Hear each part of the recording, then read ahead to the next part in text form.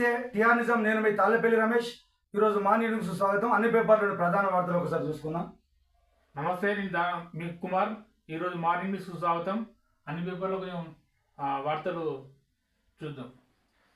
అయితే ఇక మనం రోజు మాట్లాడుకునే సందర్భం ఏంటంటే అన్ని పేపర్లలో చూస్తాను, అధికార పార్టీ నాయకులు వదిలిపెట్టుకుంటా ఉన్నారు. ఇది మనం కళ్ళారా చూస్తాను. అన్ని దిక్కులో జరుగుతాను. కొద్దిమంది ఏమో మాకు పదవులు రాలేదని, కొద్దిమంది ఏమో మాకు ఇంపార్టెన్స్ వస్తలేదు, మమ్మల్ని గౌరవిస్తలేదని కొద్దిమంది జరుగుతూ ఉన్నది. దీనివల్ల కార్యకర్తలు చిందరవందర అయిపోతూ ఉన్నారు. అంటే ఎవరైతే నమ్ముకున్నారో ఆ వెనకాల ఉన్న నాయకులు ఇబ్బంది, అధికారం ఉన్నది, మాకు అధికారం ఉన్నా కూడా మాకు పనులు అయితే లేవు, ఇక్కడ ఇబ్బందులు అయితేనని చెప్పేసి వాళ్ళు తన్నుకునే పరిస్థితి వచ్చింది. 10 సంవత్సరాలు దూరం ఉన్నారు అధికారానికి. 10 సంవత్సరాలు దూరం ఉన్నారు. ఒక మంచి నాయకుడు వస్తే బాగుండని చెప్పేసి ఆలోచన పడ్డారు. దానికి తగ్గట్టుగా రేవంత్ రెడ్డి వచ్చిండు, అధికారం వచ్చింది. సరే, ఏదేమైనప్పటికీ మీ అందరి సమిష్టి భాగస్వామ్యం వచ్చిందని చెప్పేసి భావించాలి. మీకు ప్రజల సపోర్ట్ కూడా ఉన్నది. ఈరోజు అధికారం వచ్చిన తర్వాత మీ ఇబ్బందులు ఏందో అర్థం కావాలి. ఒక కారణేమో మేము పార్టీని అధికారంలో లేనప్పుడు కూడా మేము పార్టీని కాపాడినాం, కానీ వేరే పార్టీలకి వెళ్ళిన నాయకులు వచ్చారు మమ్మల్ని విస్మరిస్తారని చెప్పేసి వాళ్ళు చెప్తా ఉన్నారు. నిన్న చెన్నారెడ్డి అంటే తెలంగాణలోనే ఒక పేరు పోసిన నాయకుడు. ఆయన నిన్న చెప్తా ఉన్నాడు, అరే ఏంది భయ్, మాకు ఇంపార్టెన్స్ లేదు, అక్కడ మొన్న జగిత్యాలలో జీవన్ రెడ్డి అయితే ఎట్లాగ చేసినాం, మేము కూడా ఎట్లా చేసే పరిస్థితి వస్తుంది అని చెప్పేసి చెప్తా ఉన్నాడు. అది మాకు ఉమ్మడి వరంగల్ జిల్లా.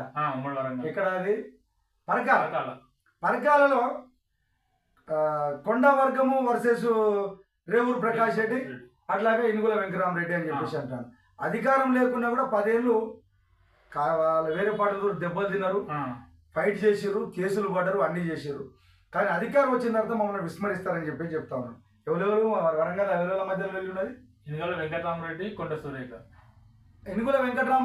సురేఖ, ప్రకాష్ రెడ్డి ముగ్గురు మధ్య ఒక వార్ జరుగుతూ ఉన్నది. ఏంటంటే నిన్న పెద్ద మీటింగ్ జరిగింది. దానికి మంత్రి రాలే, వెంకటరెడ్డి జిల్లా అధ్యక్షుని హోదాలో ఉన్నాడు, కానీ ఆయన కూడా రాలే.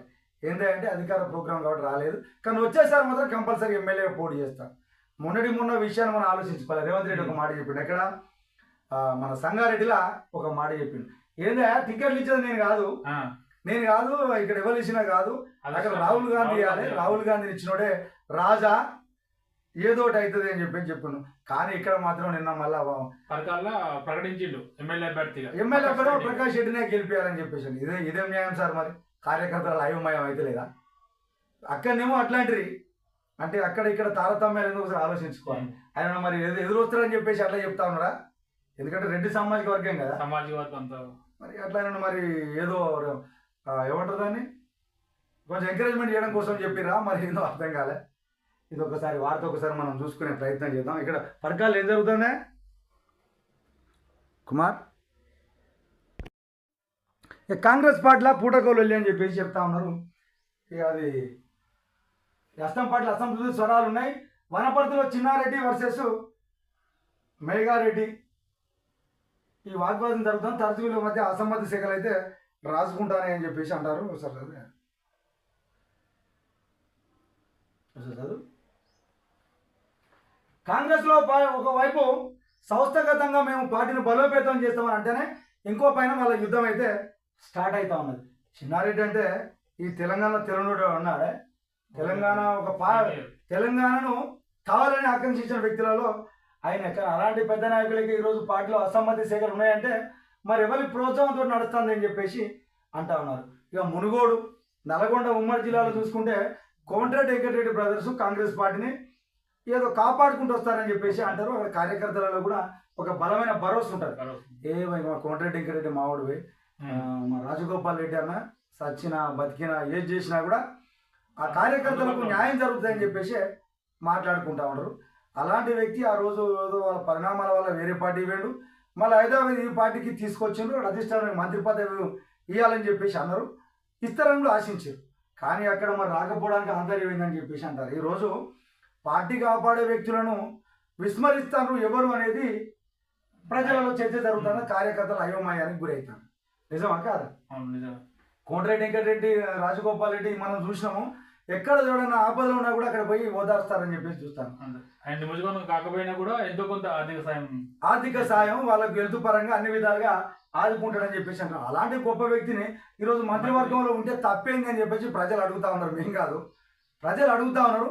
ఒకసారి ఆలోచించుకోవాలి. ఎందుకంటే పార్టీని కాపాడిన వ్యక్తులు, పార్టీ కోసం పనిచేసిన వ్యక్తులు, కొన్ని సంవత్సరాలుగా వాళ్ళే ఉన్నటువంటి వ్యక్తులు, వాళ్ళే అక్కడ ఉన్నటువంటి వ్యక్తులు మరి ఈ విధంగా చేయకపోతే మరి ఏందో ఒకసారి చూసుకోవాల్సిన అవసరం ఉందని చెప్పేసి. నిజంగా వరంగల్ ఉమ్మడి జిల్లాలో చూసుకుంటే కొండ మురళి అనేది ఏ పార్టీలో బ్రాండ్, కానీ కాంగ్రెస్ పార్టీ అంటే ఒక బ్రాండ్గానే ఉంటాడు. వాస్తవానికి కొన్ని పరిణామాల వల్ల కాంగ్రెస్ కు పోయి వైఎస్ఆర్ పోయి రాజశేఖర రెడ్డి మీద దాంతో తర్వాత మళ్ళీ ఏదో టీఆర్ఎస్ పోయారు. కానీ వాళ్ళైతే ఒక బ్రాండ్ అనేది ఉంటుంది. కొండ మురళి, కొండ సురేఖ అంటే వాళ్ళకి ఒకటి ఉంటుంది. కాకపోతే అప్పుడు జరిగిన పరిణామాల వల్ల అక్కడ పాపం మన పెద్ద ఆయన పేరు ఇనుగుల వెంకటరామరెడ్డి జిల్లా కాంగ్రెస్ పార్టీ అధ్యక్షుడు ఇచ్చిండ్రు, చైర్మన్ కూడా ఇచ్చిండ్రుగా, కూడా చైర్మన్ కూడా ఇచ్చిండ్రు.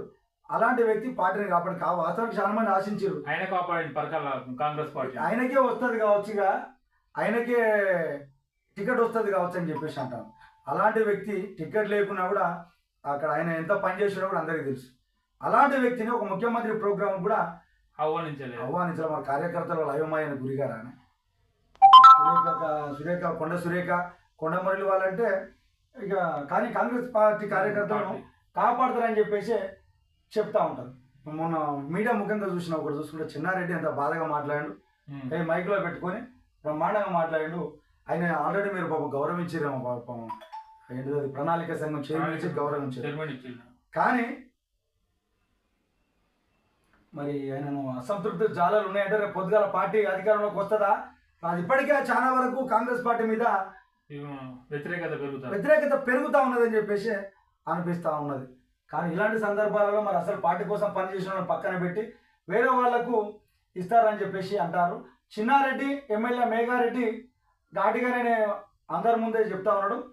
ఇక వచ్చేసారి కాంగ్రెస్ నుంచి పోటీ చేసిన చిన్నారెడ్డి పార్టీ కోసం ఎవరికి డబ్బులు ఇచ్చారో చెప్పారంటూ సవాల్ చేసిండు. కాంగ్రెస్లో మరో వివాదం మొదలైంది. ఇప్పుడు ఈ వివాదం కూడా గాంధీ భవన్కి ఎక్కింది. ఆదిలాబాద్ నియోజకవర్గంలో పార్టీ సమావేశంలో మంత్రి జూపల్లి వ్యతిరేకత వచ్చింది. నిన్న పాపం అక్కడ ఒక మీటింగ్ జరుగుతూ ఉంటే జూపల్లి పక్కే ఉండరే ఆవులేగా అరే లంగా అని చెప్పేసి తిట్టుకుంటా ఉన్నాను. మరి అదెంత గౌరవం చూడాలి. అంటే ఎంత వ్యతిరేకత తయారైన పార్టీలోనే మీకోసం పనిచేసిన నాయకులను విస్మరిస్తూ ఉన్నారు అని చెప్పేసి వాళ్ళు బాధపడుతూ ఉన్నారు. ఎందుకంటే 10 ఏళ్ళు అధికారంలో దూరం అయ్యారు. ఇందిరామ్మ రాజ్యం తెస్తామని చెప్పేసి మీరు మీ అంతర్గత విషయాలు చెప్పొద్దు, కానీ దీనివల్ల కార్యకర్తలు సతమతం అవుతారని చెప్పేసి ఒక మాట్లాడుకునే సందర్భం వచ్చింది. వరంగల్లో మాత్రం అగ్గి మీద గుగ్గిలంగా తయారైపోతారు. దానికి సంబంధించిన దాన్ని కొండ సురేఖ గారు కూడా ఒక మాట చెప్తాను. అది ఒకసారి మనం చూసే ప్రయత్నం చేద్దాం.